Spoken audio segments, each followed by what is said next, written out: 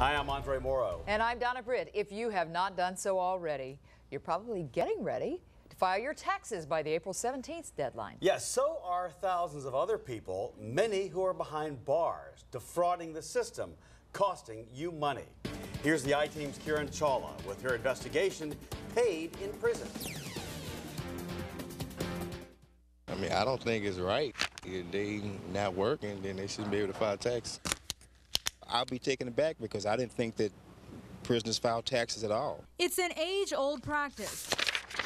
People filing false federal taxes. Now it's made its way behind bars and inside Louisiana prisons.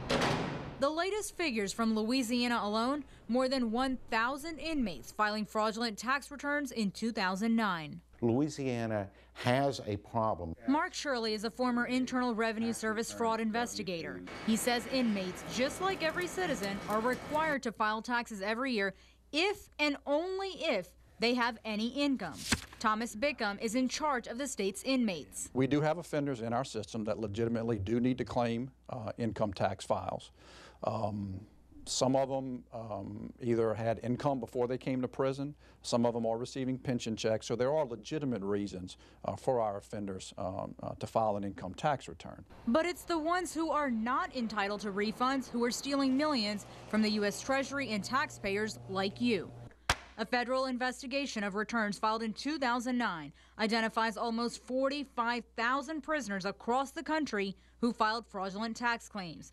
Louisiana had 1,065 of those refunds. 668 came from parish and private jails around the state. Among the larger prisons, Angola had 50, while Dixon, 42. That's news to the man who is in charge of supervising inmates filing there. I've been at Dixon Correctional Institution for approximately 18 years, and to my knowledge, I've never heard of a fraudulent claim here at this particular institution. In that same year, fraudulent inmate returns from Louisiana totaled more than $500,000. Money inmates stole right under the government's nose. So how are they getting away with it? David Gunn is a local attorney specializing in tax fraud. If you have a return on which no Social Security number is reported, or a suspicious Social Security number and things like that, typically the IRS would catch that. At least that's what the IRS should do. However, the report found many cases where inmates filed incomplete claims, but those claims were never flagged by the IRS, and the stolen refunds were given to inmates. The numbers are shocking. Of all the claims filed by prisoners, investigators found thousands had missing or inaccurate information, including false Social Security numbers, made-up birthdays, some even dating back to the 1800s. The IRS has an electronic fraud detection system, but prisoners can outsmart technology. For example, former IRS agent Mark Shirley says if all the information is filled out, even if it's made up, the return is approved by the electronic system. But if something is left blank, it's then flagged and denied, which according to investigators is one reason why not enough bad returns are being caught. Since 2004, the problem has more than doubled. Where do you see the future for this? Increasing steadily, because we don't have the mechanisms in place with which to deal with it. Another big issue that's made it easier for inmates to file fake returns and not get caught? Federal law previously prevented agencies such as the IRS, the Federal Bureau of Prisons, and the State Departments of Corrections from sharing prisoner tax information.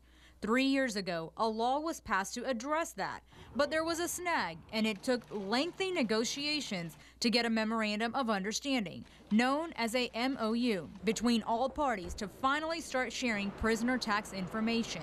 Would you say because of the lack of the Memorandum of Understanding, a lot of prisoners did get away with filing false claims? Yes, they did. Louisiana finally signed the agreement 9 months ago. We did sign the MOU. We have had 6 referrals from the IRS back to us, offenders that were in our custody who have filed fraudulent claims. They did not receive their refund, but they did file fraudulent claims, and we are currently investigating those 6 cases right now. Until the IRS and prison authorities can control or even prevent these fake claims, it's going to continue costing taxpayers like you and the federal government millions of dollars. The more fraud you have, the less money that goes to the Treasury, and so therefore revenues have to be increased. It makes everybody's income tax bill go up.